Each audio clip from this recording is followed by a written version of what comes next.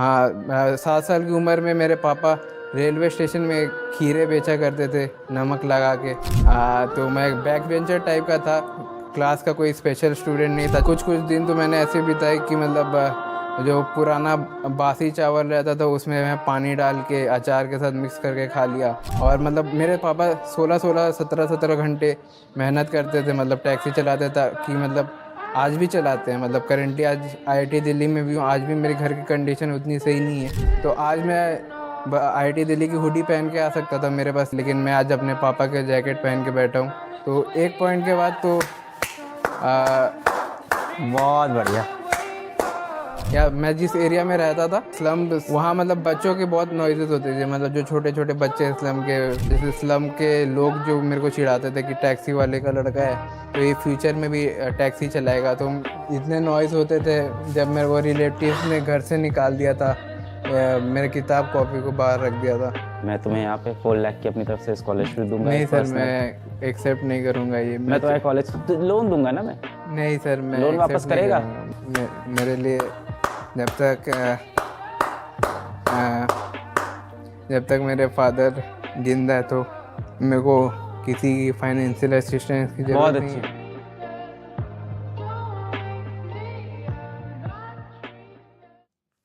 जय हिंद।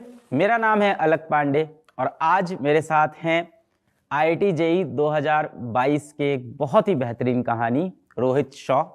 ये इस समय आईआईटी दिल्ली में पढ़ाई कर रहे हैं, वहाँ से बीटेक कर रहे हैं। रोहित शॉ आते हैं कोलकाता के एक स्लम एरिया से जिसका नाम है निकाशी पाड़ा। निकाशी पाड़ा। रोहित की कहानी बहुत ही इंस्पायरिंग है, बहुत ही मोटिवेटिंग है, और ख़ास करके उन लोगों के लिए जो जीवन में ये कहते हैं कि हमारे पास सुविधा का बहुत अभाव है। सुविधा के सारे अभाव को तोड़ते हुए, पार करते हुए, संघर्ष करते हुए रोहित ने आईआईटी का एग्ज़ाम क्लियर किया। आज मेरे सामने बैठे हैं, आईआईटी दिल्ली से पढ़ाई कर रहे हैं, भारत के सबसे प्रीमियम इंस्टीट्यूट से। रोहित के पिताजी टैक्सी चलाते हैं और ये उनके पिताजी का संघर्ष है, उनकी दुआएं हैं कि आज बच्चा आईआईटी दिल्ली में बैठा हुआ है। कैसा लग रहा है रोहित? सर, अभी तो आपके सामने बैठ के बहुत अच्छा लग रहा है। आपसे मिलने के लिए मैंने 6 साल वेट किया। बहुत पहले से ही आपको देखता था जब आपके 500 के सब्सक्राइबर वगैरह थे। तो उस पॉइंट में तो ये था कि मतलब आप आईसीएसई या सीबीएसई बच्चों को पढ़ाते थे, तो आपकी लेक्चर देख के मैं अपनी ट्यूशन फ़ी बचा लेता था कि मतलब घर परिवार में वो ना हो कि पैसा देना पड़ गया ज़्यादा। तो हमारा बैकग्राउंड मतलब हमारा एक छोटा सा रूम है जिसमें मैं, दीदी, मेरी मम्मी और मेरे पापा, मैंने अपनी स्कूलिंग अभिनव भारती हाई स्कूल से करी है, जो कि एक इंग्लिश मीडियम स्कूल है।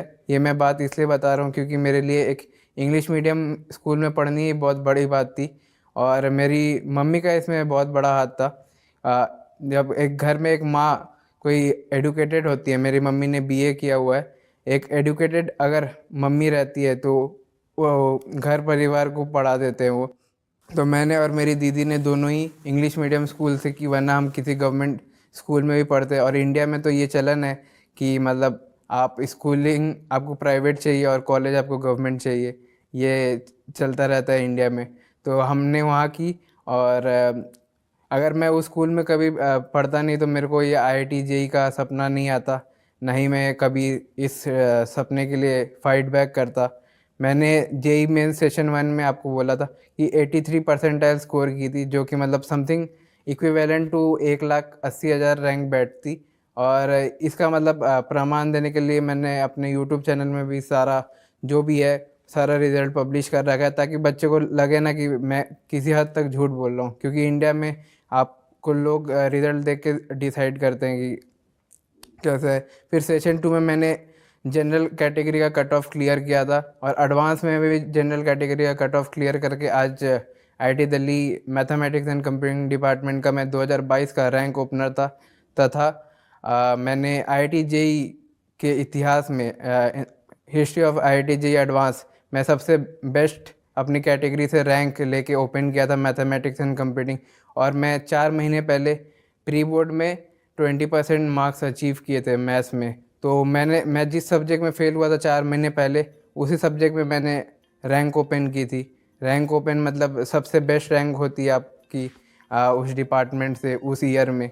और उस ईयर ब्रांच की नहीं। ओपनर बोलते हाँ ब्रांच ओपनर हाँ, रैंक ओपनर बोलते हैं। ब्रांच ओपनर बोलते हैं। और हिस्ट्री में भी मतलब मैं सबसे कम रैंक पे खोली थी मैथ्स। मेरे कहानी के दो मुख्य किरदार है, एक है मेरी माताजी और एक मेरे पिताजी।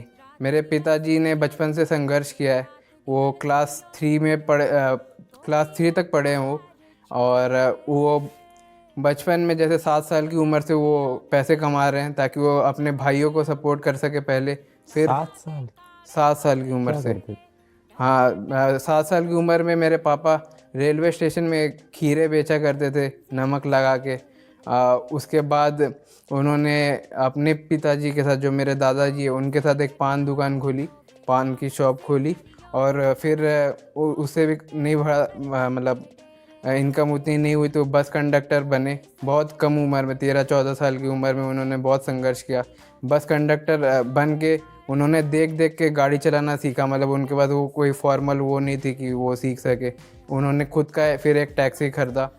और जब मेरी दीदी पैदा हुई थी तो मेरे घर में छत नहीं थी। जब तक मैं पैदा हुआ तब तक एक छोटा सा रूम था।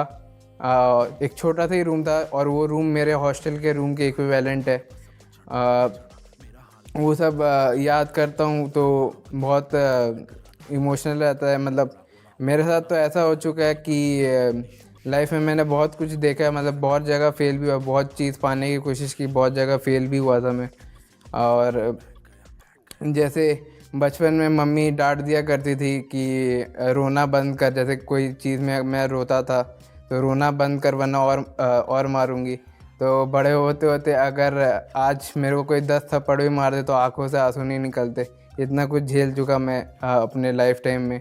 और एक मतलब मिडिल क्लास फैमिली या मिडिल क्लास बच्चे का सपने बहुत बड़े रहते हैं।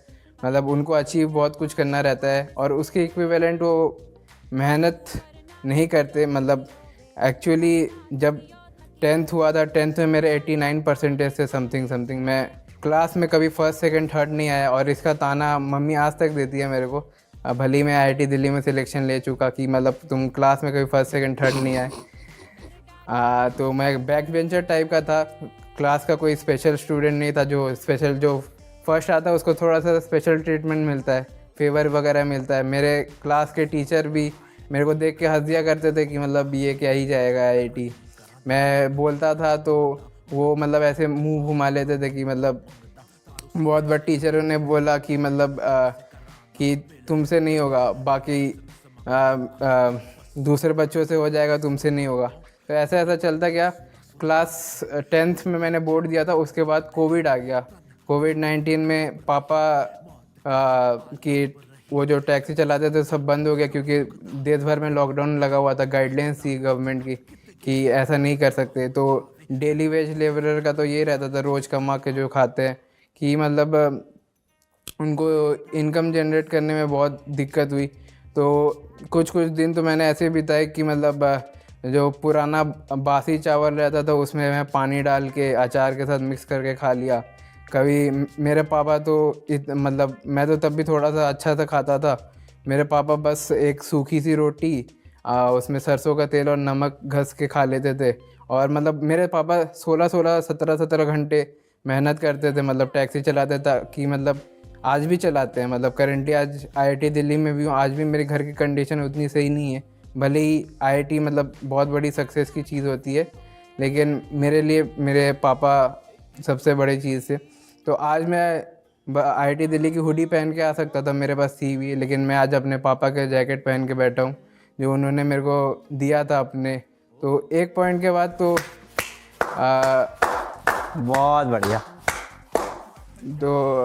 एक पॉइंट के बाद तो एक वही रहता कि मतलब मैं बहुत फेलियर देख चुका। जैसे 11th में आपका अल्फ़ा सीरीज़ स्टार्ट हुआ था तो अल्फ़ा सीरीज़ से मैं थोड़ा बहुत फॉलो किया। तो बहुत यूट्यूब में तब बहुत कंट्रोवर्सी चलती थी, जो आज भी चलती है, कि अलग पांडे सर बोर्ड लेवल का कंटेंट पढ़ाते हैं, JEE नीट इनसे सिलेक्शन नहीं होगा। तभी चल रहा था, 2020 की बात कर रहा हूँ मैं।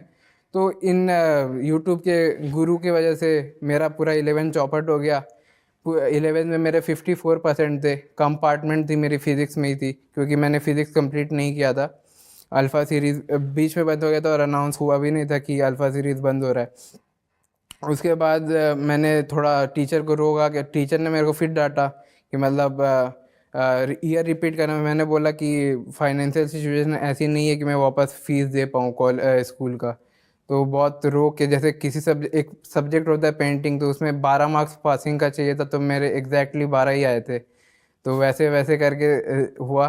फिर ट्वेल्थ में आया, तो ट्वेल्थ में मैं बहुत ज़्यादा डिस्ट्रैक्शन में था, क्यों मतलब यूट्यूब में आप चलाओगे तो शॉर्ट्स दिख जाता है, कुछ ना कुछ आप क्लिक कर देते हो, पढ़ाई के अलावा आप सारी चीज़ें करते हो यूट्यूब या कहीं इंस्टाग्राम पे भी। तो ऐसे ऐसे करके मैं बहुत ज़्यादा डिस्ट्रैक्टेड था।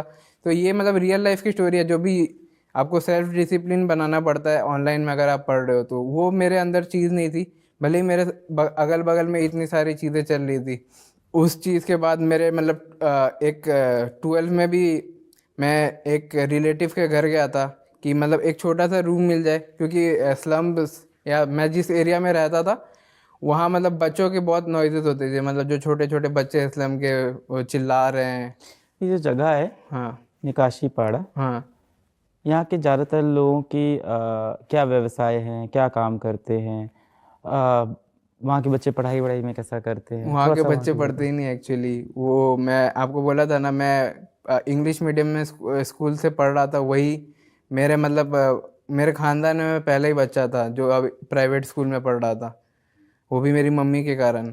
वरना हमें एडमिशन पापा नहीं दिलवाते, पापा गवर्नमेंट स्कूल में दिलवाते, क्योंकि पैसे थे नहीं, तो वो उनका भी थोड़ा लिहाज करना पड़ता। तो हमारे वहाँ तो मतलब पढ़ते ही नहीं बच्चे, मतलब बच्चे पढ़ते ही नहीं, उनको पता ही नहीं। आज तक उनको नहीं पता कि मैं आईआईटी दिल्ली में, मतलब जो आईआईटी दिल्ली की सबसे टॉप ब्रांच है उसमें पढ़ रहा हूँ, तो आज भी उनको नहीं पता। और ना ही मेरे किसी रिलेटिव को पता है कि मैं आज यहाँ पढ़ रहा हूँ। क्योंकि वो समझते नहीं आईआईटी दिल्ली या हाँ, उनको मतलब पता नहीं होता कि आईआईटी चीज़ क्या है, कि मतलब हमारे वहाँ नॉलेज बहुत कम रहती है। कोलकाता में जिस ईयर में मैंने सिलेक्शन ली मुझे थी, लगता है उनकी लड़ाई मतलब 2 वक्त की रोटी की है, तो आईआईटी उनके लिए मतलब आईआईटी मतलब बहुत उनके दूर लिए का नहीं। सपना है। हाँ, तो वो स्लम के बच्चे थे, तो मतलब वो मेरे को चिढ़ाते थे, जैसे स्लम के लोग जो मेरे को चिढ़ाते थे कि टैक्सी वाले का लड़का है तो ये फ्यूचर में भी टैक्सी चलाएगा, तो मेरे मुंह पे भी बोल देते थे कि टैक्सी कब चलाएगा, ऐसे करके बोल देते। ऐसे ऐसे कमेंट सुनना पड़ता था मेरे को। पापा को, पापा के खुद के दोस्त यार बोलते थे कि लड़के को पढ़ा लिखा के क्या करेगा, इतने बड़े स्कूल में पढ़ा लिखा के क्या करेगा, पढ़ लिख के क्या डॉक्टर इंजीनियर बना देगा। तो ऐसे ऐसे कमेंट सुनने को मिलते थे पापा को। तो वो गुस्सा भी रहता था पापा का, क्योंकि रिज़ल्ट तो मैं लाया नहीं था। 11 में 54 और टर्म 1 सीबीएसई के टर्म 1 में मैं 60% लाया था। प्री बोर्ड में मैथ्स में 20% मेरे मार्क्स थे, और मैंने 4 महीने बाद उसी ब्रांच में ओपन की थी। तो उसके बाद बहुत कुछ चला चीज़ें, यूट्यूब के डिस्ट्रैक्शंस हो गए या बहुत क्या कुछ। डिस्ट्रैक्शन था यूट्यूब पे, थोड़ा यूट्यूब समझाओ, तुम बार बार बोल रहे हो। यूट्यूब में लाइक आप वो सब देखते हैं कि जैसे 70 में से 70 मार्क्स कैसे लाए, 15 दिन में आईआईटी क्लियर करे, 99 परसेंटाइल कैसे लाए। बहुत सारे मतलब फेक चीज़ बोलते हैं, तो उस उनमें ही भटक जाते हैं लोग। और जैसे बार बार सब मोटिवेशन देखने लगते हैं, रैदर देन आपको पढ़ाई करना चाहिए, आप मोटिवेशन में चले जाते हो, क्योंकि आपसे वो हार्ड चीज़ होती नहीं। फिजिक्स से क्वेश्चन नहीं होते तो आप स्किप करके आप यूट्यूब पे आ जाओगे, और यूट्यूब का 1 घंटा कब 4-5 घंटा बन जाता है वो आपको at the end of the day सोने के पहले आपको रियलाइज़ होता है। वो जो स्लम में मेरी आवाज़। आपकी पहले भी बात हो चुकी है क्या, नहीं सर, सर वीडियो इंटरव्यू में? नहीं नहीं सर, मैं आपके विक्ट्री सेलिब्रेशन में आ नहीं पाया, क्योंकि पापा और वो घर का चीज़ें अरेंज कर रहे थे। मेरे को बहुत मन था, लेकिन मैं उस टाइम नहीं आ पाया। और मतलब मैं यूट्यूब के माध्यम से ये भी बताना चाहूँगा कि मैंने अपनी जो जेई की तैयारी है वो मतलब कम्प्लीटली फिज़िक्स वाला के लक्ष्य बैच से ही की थी। ना ही मेरे पास किसी और कोचिंग इंस्टीट्यूट या किसी और भी मॉक टेस्ट वगैरह में मैं एनरोल्ड था। मतलब किसी और में मेरा आपको नाम या नंबर एनरोल्ड नहीं मिलेगा। मैंने बस अलग सर को फॉलो किया था, और राजवंश सर वगैरह, पंकज सर बहुत अच्छा पढ़ाते थे, उनको फॉलो किया था अपने बैच से। उसके बाद चीज़ें चलती गई। मेरे पापा मतलब मैं तो मतलब कोई सुपर हीरो को जानता नहीं, तो मेरे पापा ही मेरे लिए सब थे। तो उसके बाद सेशन 2 आया, मतलब जेई मेन का सेशन 1 आया, मैंने बहुत गंदा परफॉर्म किया, 83 परसेंटाइल। फिर वहाँ से फिर से डीमोटिवेट हो गया। एक होता है ना, मॉक एग्ज़ाम देने के बाद भी आप डीमोटिवेट होते हैं। मेरे ऑफिशियल पेपर में 83 परसेंटाइल है, तो मैं डीमोटिवेट सा हो गया। फिर मम्मी ने बोला कि तू एक बार कोशिश तो कर, ऐसी हार मान जाता है तू लाइफ में हमेशा। तो मैंने फिर थोड़ा एफर्ट किया और मैं कट ऑफ क्लियर कर गया। उसके बाद में मैंने पढ़ना छोड़ दिया क्योंकि मेरा ड्रीम कॉलेज तब तक था IIIT इलाहाबाद, क्योंकि मतलब एडवांस के सपने क्या देखूँ मैं फेल ही हो रहा था। तो कट ऑफ क्लियर बहुत मुश्किल से हुआ था और मेरे को याद है कि मतलब एग्जैक्ट 1 महीना बचा था JEE एडवांस को। मेरा पेपर था 28 अगस्त को 2022 का।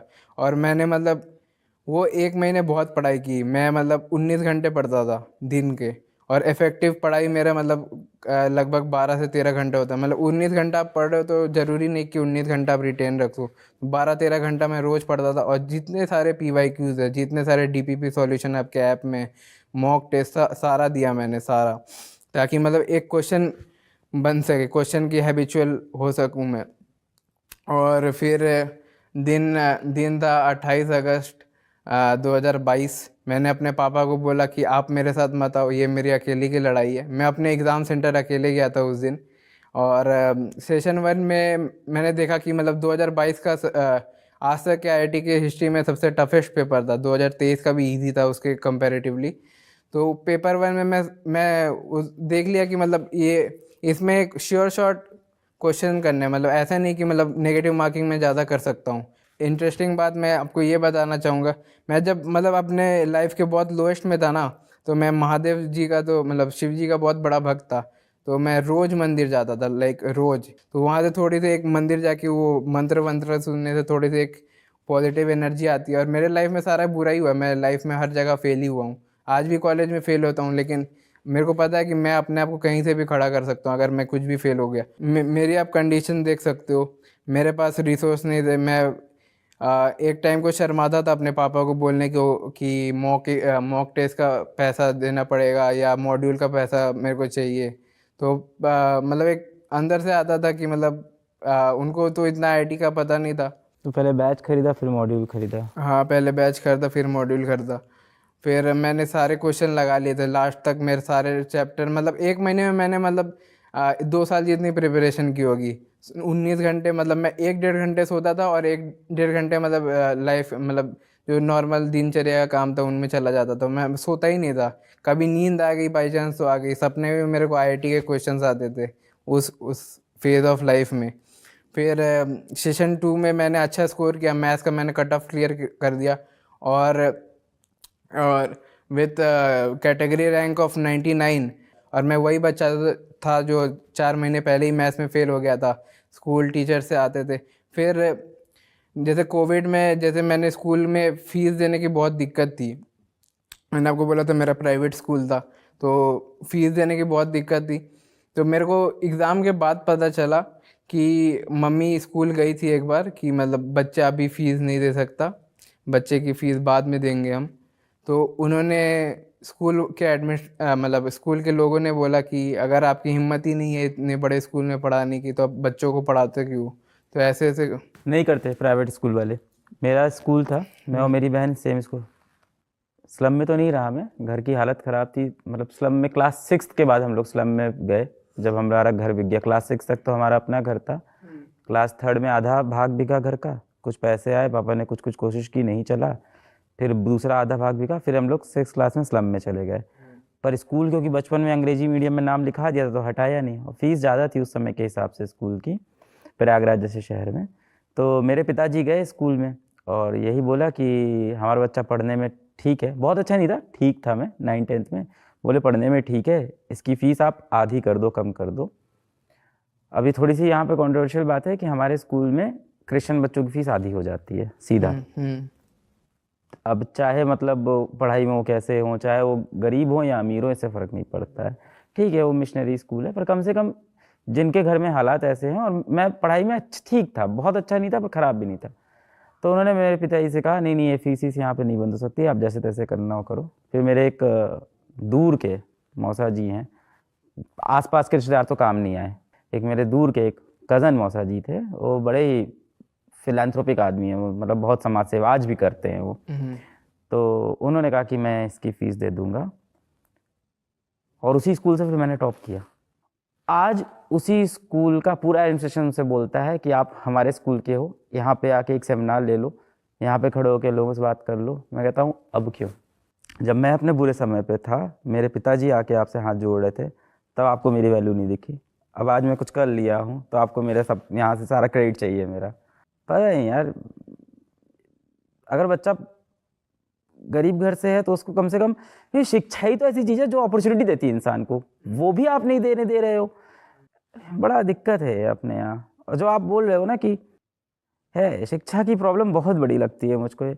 आप बेसिक अपॉर्चुनिटी मिस कर दे रहे हो ना, प्रॉब्लम यही है। आप उसको अपॉर्चुनिटी, जैसे आज मुझसे कई लोग कहते हैं कि आप ऐसे घर से आए और इसके बाद आपने इतना बड़ा कर लिया। मैंने कहा मुझे फिर भी अपॉर्चुनिटी मिली, तुम्हें भी फिर भी अपॉर्चुनिटी मिली। तुम्हारे बाप ने, तुम्हारे पिताजी ने बहुत मेहनत की, बहुत सेक्रीफाइसेस किए, तुम्हें अंग्रेजी मीडियम स्कूल, अच्छे स्कूल में नाम लिखाया, कहीं ना कहीं पढ़ाया, फिजिक्स वाला का 4,000 का बैच दिलाया ना, बहुत बड़ी बात है। उसके बाद 4,000 का मॉड्यूल दिला दिया, 8,000 रुपये एक साल में, बहुत बड़ी बात है। मुझे लगता है नाइंसाफी उन बच्चों के साथ हो रही है जिनको ये अपॉर्चुनिटी ही नहीं मिलती है। और वो इंसान रिक्शा चला रहा है, वो इंसान कूड़ा बिन रहा है, क्योंकि उसको ये अपॉर्चुनिटी मिली ही नहीं एक बार पढ़ेगा तो। मैं तो सोचता हूँ, कई बच्चे कहते हैं कि हमारे घर में एसी नहीं है, ऐसा हमारे पास अच्छा फ़ोन नहीं है। हम कहता है, मुझे लगता है मतलब शर्म करो, शर्म करो और थैंकफुल रहो भगवान से। थोड़ा सा खुशनसीब फील करो, किस्मत वाले फील करो। तुम ऐसे घर में हो, तुम्हारे हाथ में मोबाइल है, तुम्हारे घर में पंखा है, लाइट है। तुम बताओ, तुम्हारे घर में छत नहीं था, छत बाद में बना है। तो इतनी अपॉर्चुनिटी तुमको मिल रही है। आई थिंक, मैं ऐसा नहीं कह रहा हूँ कि आपका दर्द कम है, पर दुनिया में इससे कहीं ज़्यादा दर्द है। हाँ वो तो है। अगर मैं इतना फेल हो के लास्ट में जेई एडवांस फर्स्ट अटेम्प्ट में क्रैक कर सकता हूँ, तो इंडिया में तो बहुत बच्चों के पास रिसोर्स नहीं होंगे। कम से कम अगर आपके हाथ में फ़ोन है तो आप तब भी कर सकते हो। और आप भटकना मत यूट्यूब पे बहुत सारे डिस्ट्रैक्शन आएंगे, बहुत लोग भटकाएंगे कि ये बोर्ड लेवल कंटेंट है, ये मत कीजिए, वो मत कीजिए। आपको पता है आपको क्या करना है, आप अपने टीचर से भरोसा कीजिए। और मतलब ऐसा नहीं कि बच्चों के कमेंट्स आते हैं कि मतलब क्या ना स्कोर 200+ इन जेई क्लास में। आप कीजिए तो सही। आप एक टॉपर और एक एवरेज बच्चे में ज़्यादा डिफरेंस नहीं होता, ज़्यादा आईक्यू या दिमाग का डिफरेंस नहीं होता। टॉपर वो मेहनत करता है, टॉपर ये सब क्वेश्चन नहीं पूछता। होगा होगा, नहीं होगा नहीं होगा। आप को लाइफ में आगे कुछ करना है। मैं चाहता हूँ कि मैं सक्सेसफुल बनूँ, और जो कि मैं बनूँगा एक दिन। मेरे स्टोरी का पार्ट 2 भी आएगा कभी। तो मैं चाहता हूँ कि मेरे पापा मेरे साइड में खड़े हो और मेरी मम्मी भी साइड में खड़ी हो।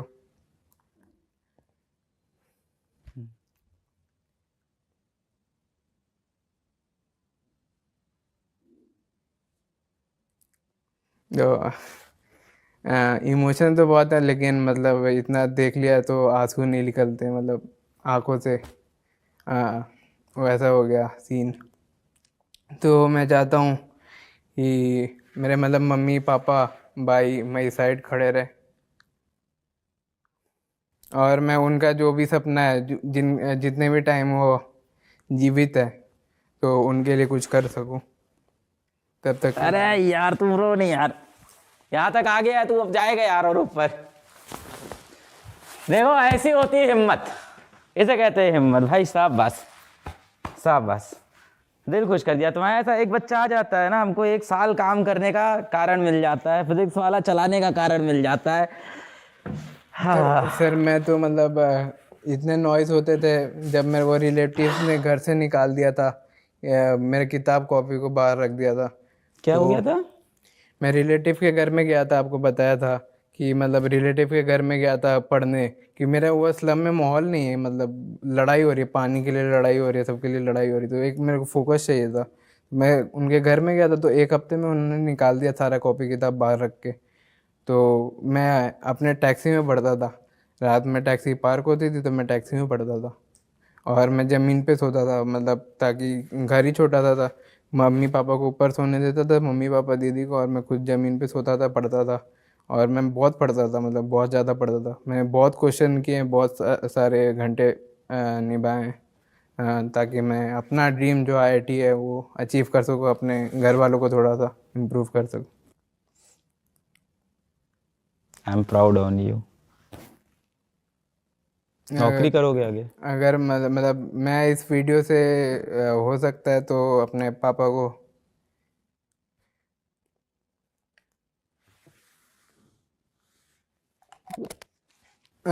मैं इस वीडियो से अपने पापा को मैसेज देना चाहूँगा मतलब घर के बेटों के लिए तो आईआईटी से टफ ये रहता है कि अपने पापा को कन्फेस करे कि वो उनसे प्यार करते हैं, तो मैं यही कन्फेस करूँगा।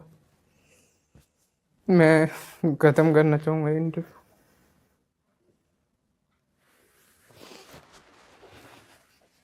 बोल दिए ना तुम पापा से, हम नहीं बोल पाए। पिताजी हम भी आपसे प्रेम बहुत करते हैं। बोल नहीं पाते यार पिताजी से। पिताजी तक ये वीडियो मेरा पहुंचेगा भी ना, ही पहुंचे तो अच्छा है। अजीब सा लगता है, पता नहीं।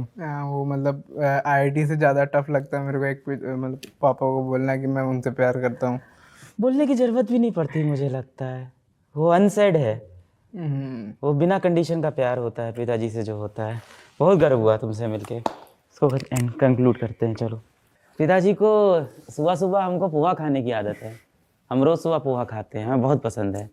तो मम्मी एक दिन हमारी थी नहीं सुबह, तो हम सुबह उठे, पिताजी पोहा बना के ले आए रूम में। उनको पता है हम सो खाते हैं। हम पोहा का प्लेट लिए, हम पिताजी को बोले थैंक यू।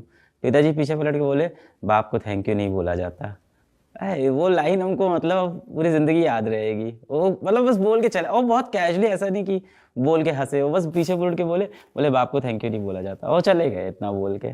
वो अलग ही बॉन्ड है। मतलब ना आप कभी थैंक्स बोल सकते हो, ना कभी क्या बोले उसको, एहसान बोले, जो बोले उसको ना कभी चुका सकते हो। मेरे पापा मेरे को बोलते थे कि मतलब तू मेरे से एक वादा कर कि लाइफ में तू कभी टैक्सी नहीं चलाएगा। खरीद डालेंगे टैक्सियाँ ढेर सारी पिताजी के लिए, टैक्सी की कंपनी खोल देंगे। मतलब बोलते थे कि कभी टैक्सी मत चलाना है यहाँ, मतलब 10-10 रुपए के लिए लोगों से गाली सुननी पड़ती है। तो जो भी देख रहे होंगे वीडियो, तो कभी आपको कोई कैब ड्राइवर या ऑटो रिक्शा या टैक्सी वगैरह का ड्राइवर मिले तो गाली वगैरह मत दिया कीजिए। हो सकते हो किसी के पिताजी हो। ये जो खराब बिहेव करते हैं ना टैक्सी ड्राइवर से, ऑटो ड्राइवर से, या समाज के उन लोगों से जो आर्थिक रूप से इतने उनके बराबर के नहीं होते, अक्सर वही लोग खराब बिहेव करते हैं जिनके पास अपने बाप का पैसा होता है। जो इंसान संघर्ष करके गरीब हालत से खुद से अपने आप को बनाता है ना, वो कभी किसी आर्थिक रूप से तंग इंसान को ना कभी छेड़ता नहीं है, उसे कभी गाली नहीं दे सकता। ये अक्सर उन्हीं अमीर माँ बाप के बेटे होते हैं जिन्होंने जीवन में संघर्ष नहीं देखा है, जिन्होंने अपने दम पे कुछ बनाया नहीं है। वही हंसी मजाक उड़ाते हैं, वही गाली गलौज करते हैं। जैसे कोलकाता में दुर्गा पूजा होता है, एक फेस्टिवल, बहुत बड़ा फेस्टिवल होता है। तो उसमें लोग मतलब आपस में बोलते हैं जैसे कितने कपड़े खरीद लिए, मतलब कौतो सेट नहीं लीस, तो इसका मतलब हाँ, मतलब कि इसका मतलब आपने कितने सेट लिए, कितने कपड़ों का सेट लिया। तो मैं हंस दिया करता था कि मतलब यही कुछ यहाँ फटे कपड़े पहन रहा हूँ। मतलब मैं फटे कपड़े ही पहनता था, मेरे मतलब टी शर्ट वगैरह फटी रहती थी जेई वगैरह का जो टाइम पीरियड में पहनता था। और ये बच्चों को भी सीखना चाहिए कि आपको लास्ट मोमेंट, एग्ज़ाम के लास्ट मोमेंट या लास्ट सेकंड तक आपको फाइट मारनी है, भले आपका सिलेक्शन हो ना हो। और उस जेई एडवांस के रिजल्ट के बाद मेरे को एक बात तो समझ में आई कि डिज़र्विंग तो हर एक बच्चा होता है, मतलब जो आईआईटी में बैठता है। मतलब सीट तो 15,000 16,000 है, मतलब डिज़र्विंग हर बच्चा होता है। वो भले ही मेहनत कम करे, लेकिन डिज़र्व तो हर लोग ही करते हैं। उनका मतलब अलग जगह में उनकी एक्सपर्टीज़ हो सकती है, भले ही पढ़ाई उनको अच्छी ना लगती हो। तुम यहाँ तक आए, तो यहाँ बारे में मैंने सुना, मैं तुम्हें यहाँ पे 4 लाख की अपनी तरफ से स्कॉलरशिप दूंगा। नहीं सर, मैं एक्सेप्ट नहीं करूँगा ये। मैं तुम्हारे कॉलेज लोन दूंगा ना मैं। नहीं सर, मैं लोन वापस एक्सेप्ट नहीं करेगा? करूँगा। मैं चाहता हूँ कि आप ये 4 लाख की अमाउंट अंडर, मतलब बहुत लोग हैं जो बैच भी अफोर्ड नहीं कर सकते या मॉड्यूल अफोर्ड उनको नहीं तो हम कर। ऑलरेडी दे रहे हैं बेटा। नहीं सर, आप मेरे साइड से भी दे दो 4 लाख वाली, मेरे को नहीं चाहिए। मेरे लिए जब तक जब तक मेरे फादर जिंदा है तो मेरे को किसी की फाइनेंशियल असिस्टेंस की ज़रूरत बहुत नहीं अच्छी है। बात है। और मैं मतलब इनकम जनरेट भी करूँगा, तो लाइक मैं आपकी फिज़िक्स वाला टीम से जुड़ना चाहूँगा कि मतलब बच्चों को थोड़ा गाइड कर दूँ कि मतलब मैं मतलब फ्री का पैसा नहीं लेना चाहता, मैं काम करूँगा। मैं मेहनती था, बचपन से ही मेहनती था।